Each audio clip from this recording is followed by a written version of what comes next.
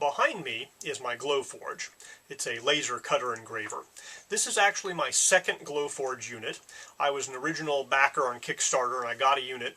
I had it for about a year, and then the glue on the hinges that hold the hinges to the glass popped off, and I repaired that with some epoxy, and then I used it for a while longer, probably another year, and the laser tube went out. So I swapped out my original Kickstarter, very early Glowforge with a new one. They sent me a refurbished unit for $500 and swapped it out for the old one I had. And the new one looks a little different, so I figured, oh hey, I got the the newer model. They've made improvements. Unfortunately, the glue on the hinges on the glass lid popped off again on one side, and so I glued that back because I was out of the refurbished warranty. And unfortunately, again, it's popping off again. So I think this is like actually I think it's the third total time I've done this, because I've had to do a couple of different sides. But essentially, in my opinion, there is a design flaw with how the hinge is attached to the glass on the Glowforge. There's not enough surface area. The glue keeps coming off. Either the glue isn't the right type of glue, or they just don't have enough surface area. So somebody saw my last couple of videos on YouTube about repairing this, and they said, hey, I'm selling these brackets. And I said, well, that's great. I'm going to buy one next time my thing pops off. So my thing popped off, or at least started to pop off. So I bought this bracket. I paid $160 to the guy selling it through eBay. It was shipped from Centec, and it's in Florida. But essentially, this bracket increases the surface area, so it's all the way around the whole glass, and it has a lip that the glass fits into. And so this lip will give you a lot more connection to the glass along with this added surface area. So the idea is, hopefully it's not going to disconnect again. The kit also includes silicone sealant to put it in, and an alcohol wipe to clean it up, along with some directions on how to do it. Now I actually bought this about 5-6 months ago, when one side started cracking a little bit, and I've been limping along with this lid and been being very careful opening and closing it, and it's eventually gotten to the point where I need to do the repair. So I have a little time. I'm going to do this repair, show you how it works. Keep in mind that mine will be a little more difficult because I've already repaired this once with epoxy, so I might have excess epoxy on that glass, and you have to clean off all of the adhesive that's there first before you can put the new bracket on. So I might have to spend a little extra time doing that.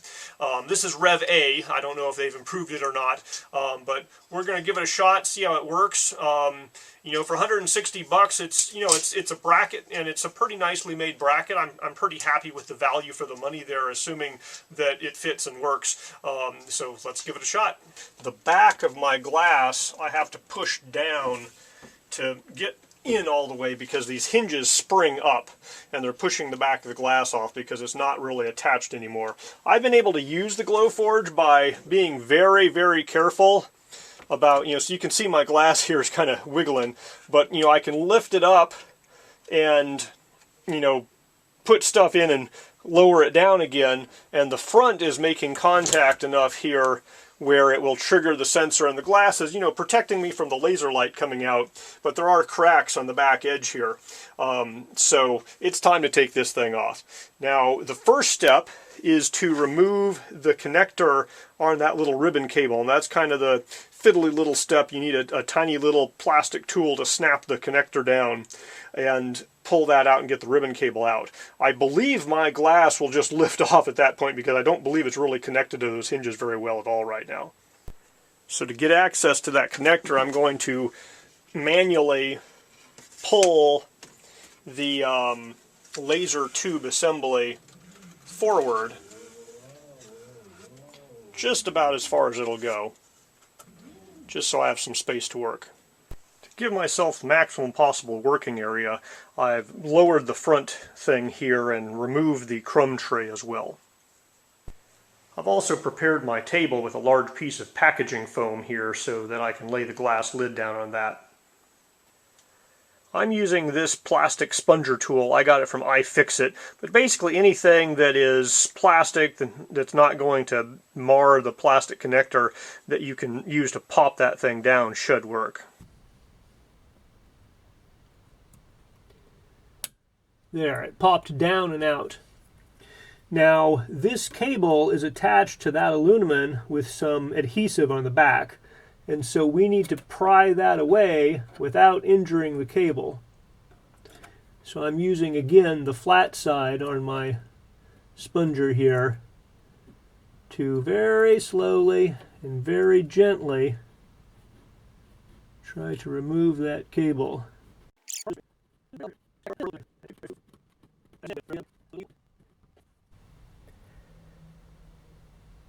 All right, I spent about 5 minutes working with the sponger tool, and I'm making some progress, but I'm going to try dental floss, kind of the trick you use to get an emblem off a car. On both sides, I'm going to pull it back and forth. You're probably not going to be able to see anything with my hands in here anyways, but basically going back and forth with dental floss behind this ribbon cable.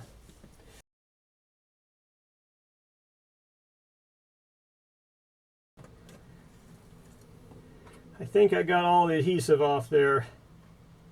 Yes. All right, so the ribbon connector is detached. So now I will be able to move my glass. Now that I have the ribbon cable disconnected, I'm going to be able to lift this lid up entirely because my lid is not at all attached to that back bracket there. So this metal bracket, you can see there's some epoxy on this thing. That's where I tried to glue it on last time. But it is completely detached, and I believe I will be able to lift it. This lid by itself is 9.5 pounds, so it's pretty easy to carry by one person. My only piece of advice here is do not use the white plastic handle to try to lift the entire lid. I've had this white handle pop off of lids as well and need to be re-glued on. So I'm going to grab the glass with 2 hands, and I'm basically using the glass to support the weight here.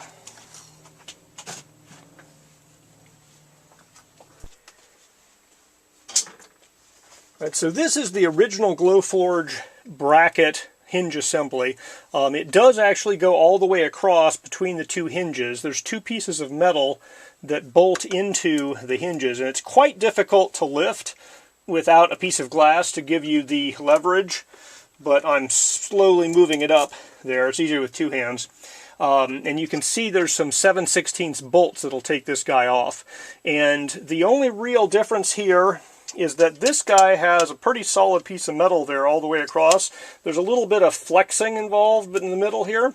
And also this guy has a lip on the top the glass fits into, so it wraps all the way around the glass on that back corner. So hopefully this is going to adhere to that glass a lot better. So there I've tilted it all the way up. We need to remove these nuts and take that bracket off. The instructions that come with the bracket say to use a 7/16 wrench on these nuts, and that does work very well. I've also found that if you're metric, an 11mm works just fine to loosen these nuts. Now you are working near this glass laser tube, so I would recommend putting a towel or foam pad over it, just in case you were to drop a wrench or something. It gives it a chance to not break your expensive laser tube. Once you have those 4 nuts off, the original bracket can mostly be vibrated out.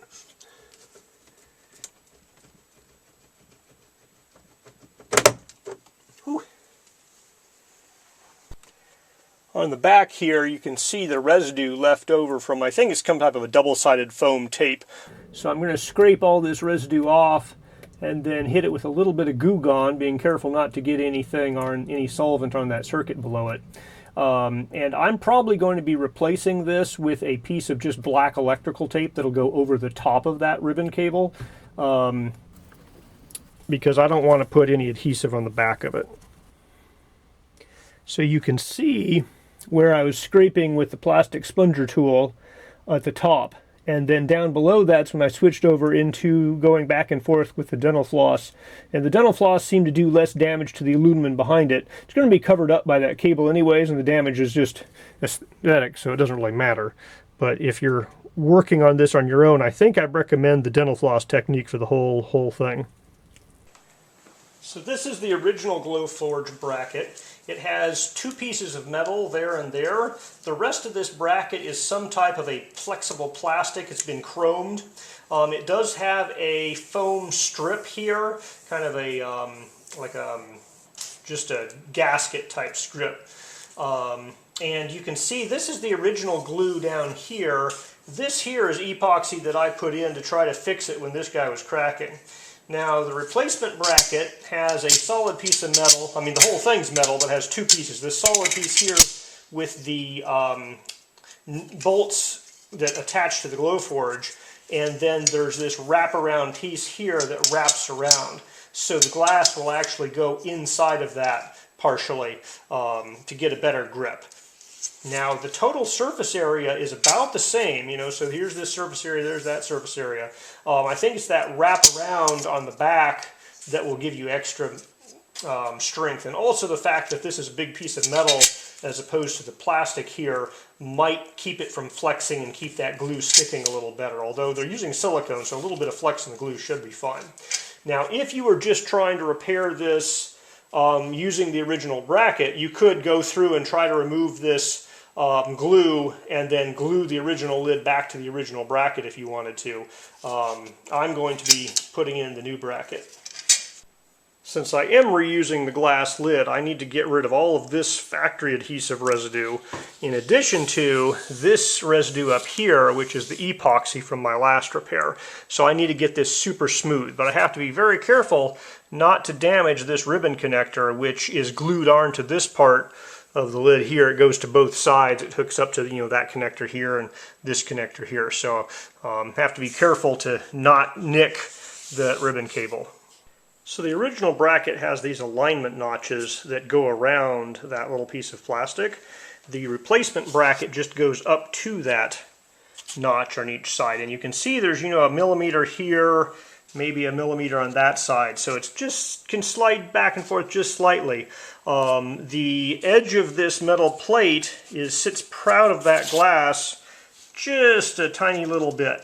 So they do say you're going to have to fit this thing, dry fit it to both the glass and the machine, and you're putting the glass into the bracket when it's bolted into the machine, just to make the left to right alignment is perfect when you reinstall this guy. But I'm just checking how far up do I have to clean adhesive off, and it comes, you know, pretty darn close to that ribbon cable. So there's the ribbon cable there, and there's just a little gap between the bracket and the ribbon cable, so I'm going to have to clean off most of this adhesive. The bracket did slide on the glass, even with some adhesive on there, but the adhesive should be removed before you put this bracket on. The instructions are very clear to use a plastic scraper. I got this one from a 3D printer for popping things off the build plate. I'm going to try that out. There is some paint on the glass here, so we're trying to not scrape that paint off, but if I have to, I will, just because the physical connection is better than the aesthetics for me. But here we go. And of course, I have a big of extra work for myself because I put epoxy on this hinge initially to repair it for a couple of months before that popped off too.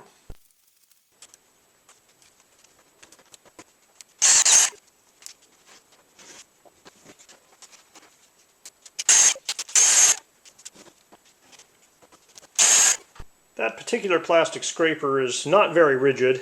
It's pretty soft. It got the big pieces of epoxy off. There's still residue from the original factory glue and a couple little chunks of epoxy here and here. I'm going to get my metal razor knife and very carefully move away from the ribbon cable out and hopefully not scrape this paint off.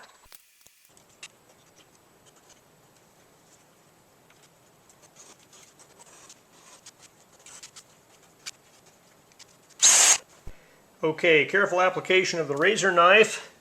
Got rid of all the pieces that were sticking up. Not sure, I don't think that's cut into the black paint, but I'm not sure. This black paint coating here is pretty robust. I don't think I scraped it. There's one area here and one area there that I might have, but that might have been there already. There is a residue where you can see like a stain, which is mostly the factory glue, I think. I'm going to hit that with some rubbing alcohol, and then maybe I'll try something a little more aggressive like Goo Gone or acetone on it, but we have to be careful when I test it in a small spot to make sure it doesn't eat away this black paint.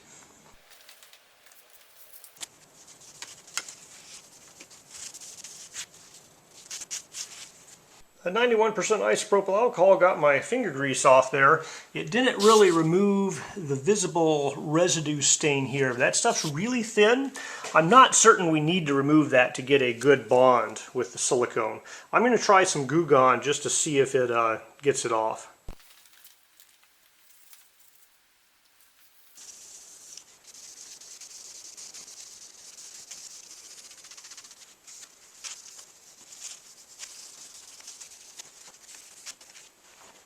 The Goo Gone didn't get much gone, so I hit everything with isopropyl alcohol again, and I'm going to call this good enough. I can see where some of the adhesive used to be, but it's very smooth and I can't pry anything off. So I think with this clear silicone, it just is going to fill in everything. It's going to stick to that just fine.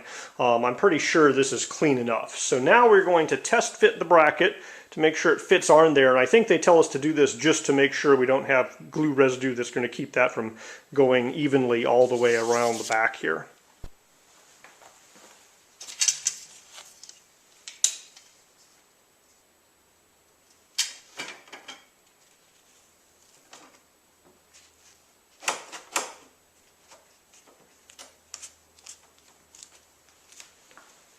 That slid in nice and easy, a lot easier than when I had the glue residue on it.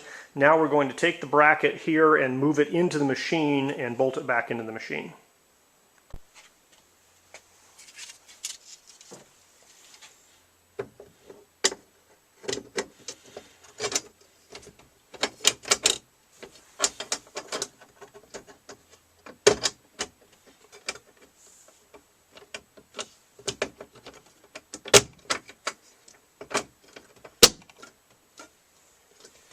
Alright, those holes lined up nicely. It was no harder to put in than the original bracket was to take out. These are 1/4x20 nuts with built-in lock washers. They're the included ones that came with the machine. If you drop or lose one, I imagine you could just buy a standard lock washer and 1/4x20 nut and be just fine.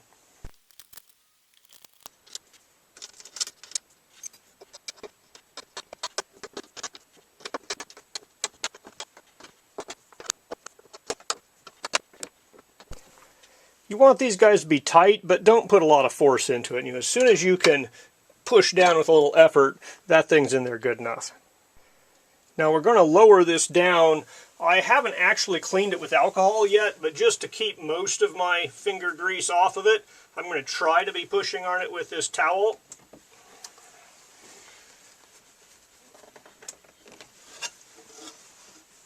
And we're going to be clearing it off afterwards. Whew. That's tough. I'm going to have to use fingers. Oof. Might have to get some mechanical advantage here. So when you put the glass lid in, the glass lid will let you torque it down.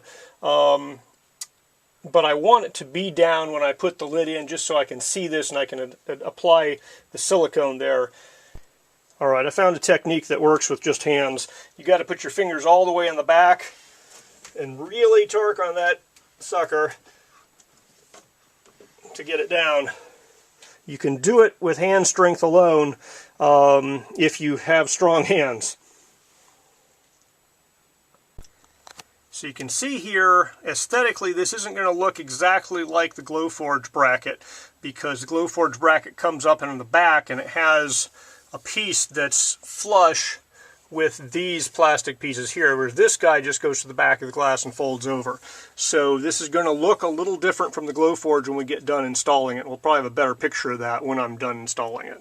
So they provide one isopropyl alcohol wipe. They say wipe the glass first and then do the metal. I have a whole bunch of isopropyl alcohol on my own, so I'll probably just keep this and use my bottled isopropyl alcohol here in the garage.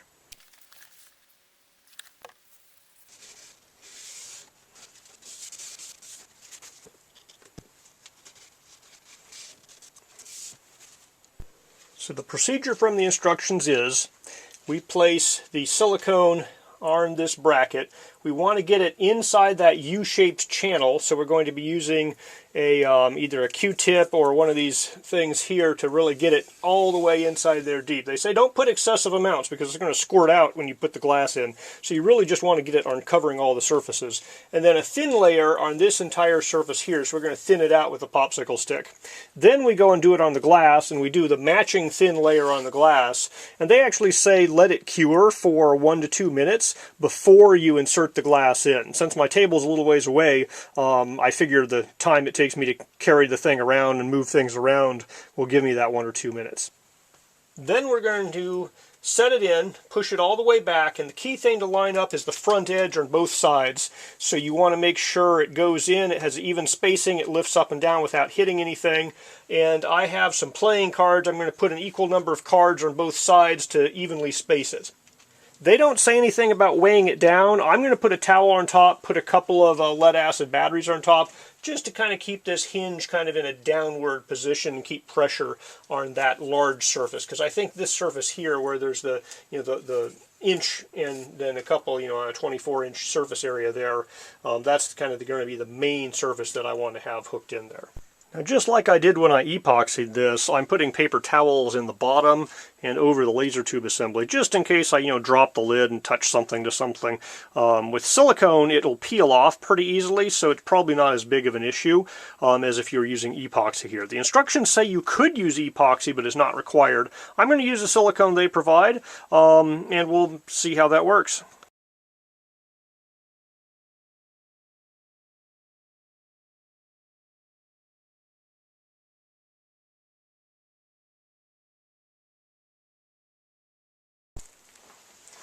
Alright, I'm at the glass lid. We want to get silicone from here all the way over to there, right to these notches. So there's no point in getting it where the metal bracket isn't, so we don't need to go past those notches. And this line right about here is where the front of the bracket is. We have a 1/4 inch or so between the front of the bracket and the ribbon cable. So the silicone's probably not going to hurt the ribbon cable, but I don't feel the need to get silicone where it's not actually touching the bracket. And I have some on the front of the bracket, and I'm sure stuff is going to squeeze a little bit out, even if we thin it out here. So I put kind of a small bead at the edge, and I'm putting a bigger bead down the middle, and then we're going to use the stick.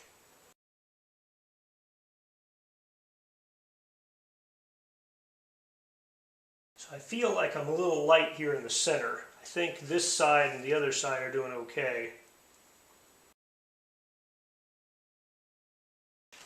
Now the goal is to have this fill in any gaps between the bracket and the glass, but to minimize the thickness of the silicone, because silicone itself isn't terribly strong. But we definitely don't want any gaps. And I'm not being shy about dropping a little bit of silicone over that front edge, because I figure if I get a little extra in that U-shaped channel, that's better for me than not having it there. I'm not going to try to clean that up. I'm going to stick that into the bracket. Alright, I'm pretty happy with the thickness there. As I said, I have a little bit that fell over the edge, but I'm going to leave it to go into that U-shaped channel. Okay, just by having to set up my camera and carry this around, the silicone is cured for a couple of minutes on the lid and probably 4 or 5 on the metal bracket. So now I am setting this down onto the metal bracket, and then I need to push it back into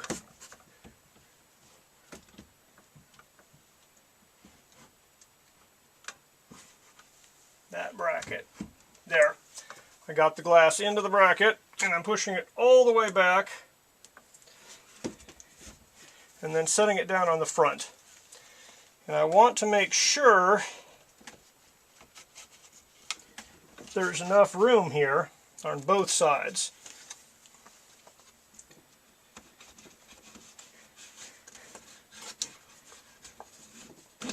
So I very optimistically had gotten multiple playing cards, but it's looking like, you know, the tightness here from the factory is kind of one playing card of thickness on both sides.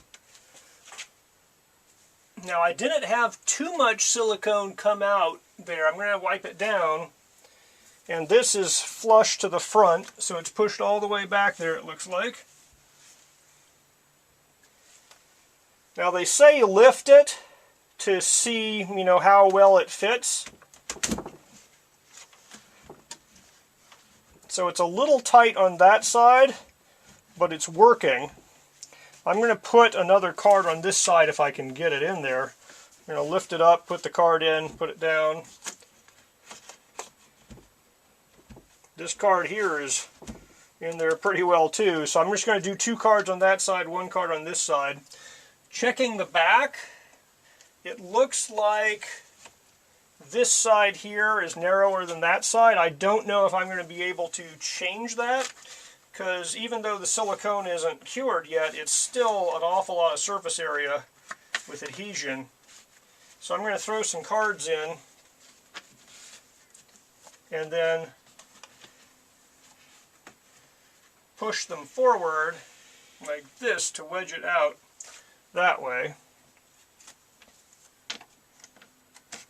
So yeah, I definitely can get more cards in on this side over here. So I'm going to see if I can slide the back end over just a little bit.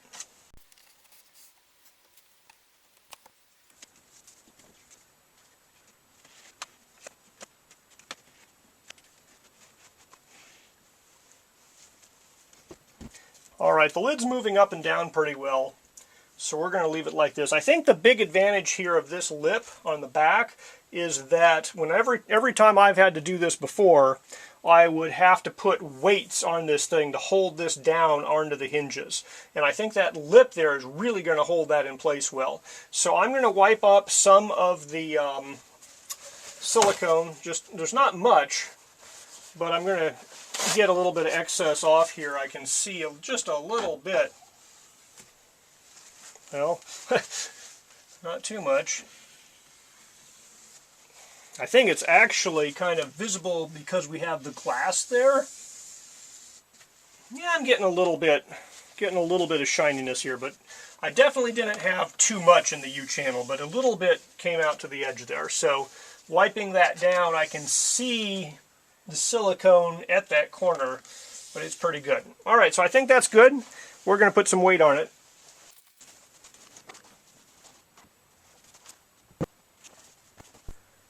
Okay, putting the glass lid onto the metal bracket went pretty well. I basically just set it in, wiggled around until I could get the back of the glass to slide into that U-channel. I put playing cards around the sides to kind of align things. I lifted it up just an inch or two to make sure it would lift up and down correctly. And then I put a towel on top and put a whole bunch of batteries on top to hold it in. I don't know if you need the weight here. The instructions didn't say anything about the weight. Because the channel has that U-lip that goes around the glass, I didn't have the problem where the glass was lifting off the bracket like I did every time I tried to use glue and epoxy to put it back on the factory bracket. So I don't know if the weight's required, but I figure it's not going to hurt to hold things in place. Now this silicone has a 24-hour cure time, so we're going to have to set here for a day, and we'll come back later and see how things work. It's been 24 hours. Let's unpack these batteries and take a look at the lid.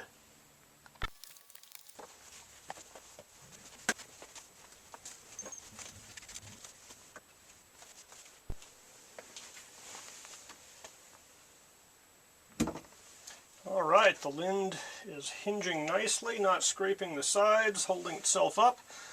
All I need to do is replace this ribbon cable, secure it with a piece of black electrical tape, and put the tray back into the bottom here, and hopefully I'll be good to go. According to the instructions, this connector, if it's aligned properly, will snap in extremely easily, so you don't need to force it. And once you have it in, you just pop the plastic cover back up and it'll lock it in place. So let's see what I can do.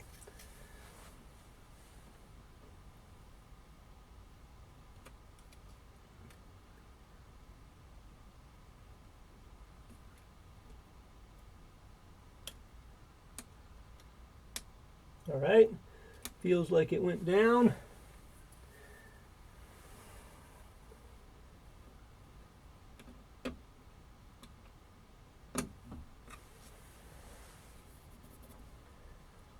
I think it's locked in place. I'm going to turn on the laser engraver and cutter and make sure everything's working before I attach a piece of electrical tape back here to lock that cable into place.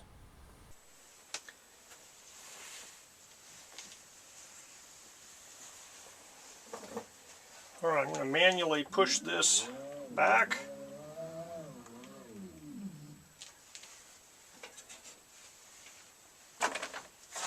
Put the crumb tray back into place.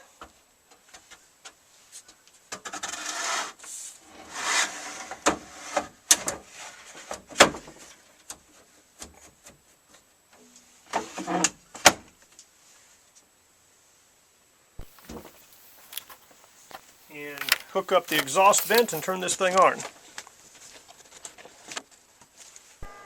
The lights, which are integrated into the lid, did turn on, so that's a good sign, but I really need to boot up the web app and make sure the camera is working as well. Okay, it has an image of the last item that was in the Glowforge, but it is still homing and scanning and centering and stuff like that. So as soon as it gets done with all that, I'm hopeful that this image will update to show the current empty crumb tray. Okay, and there we have a new picture of the crumb tray. Now obviously the camera alignment might be slightly off from before I put this on, so going through the calibration procedure would be useful, but it looks like everything's working, so I can put that tape on to secure that ribbon cable. And the last step is putting a little piece of black electrical tape here. This ribbon really isn't under a lot of stress, but I figure this will help with any vibration from the laser head moving back and forth. And just, you know, as the lid opens and closes, it does, that ribbon, you know, does bend a little. So this will keep all of that stress off of the connector into the circuit board down there. The only thing I've noticed that makes this not quite factory perfect, in addition to the back being different, is right now the lid is tilted slightly, so the left side hits first and the right side is up 2 millimeters or so. It doesn't matter for operation because, you know, the laser protection is still there. It's still covering the area, and the magnetic sensor, you can see there when the lights dim and when they go back up, it triggers the lid close sensor, so it should work just fine. Might let a little bit of air escape in or out, but that is just a little bit off right there.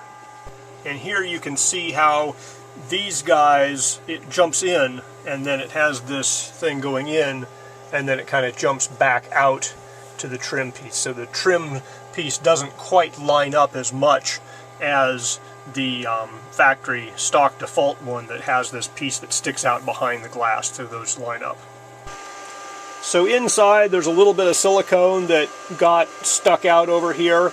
It looks a little bit ugly when your lid's open. You could cut that off with a razor knife if you cared. I don't. I'm just going to leave it right there. Okay, so that is replacing the hinge on the Glowforge with that aftermarket bracket and gluing the lid into it. Hopefully this will be useful for you if you ever need to do this thing yourself. I am overall pretty happy with the Glowforge unit. I got it at a cheaper price on the Kickstarter, and for the price I paid, it was well worth the money. And even if you're paying full price as a kind of consumer unit, I haven't found anything that's easier to use, and so the software and the ease of use is really nice to have. I'm sure that, watching me tell you about how all of my lids keep falling off isn't, making you want to go out and buy one. But if you decide to go out and buy one, I do have a referral link in the description that gives you like $500 off, and it gives me $500 credit. And, at some point in the future when my laser tube goes out, it costs about, $500 to get a new one, or maybe it's $250 plus, $100 shipping or something like that. So if you do decide to buy one, I'd appreciate if you use my referral link. Otherwise, I'll see you later.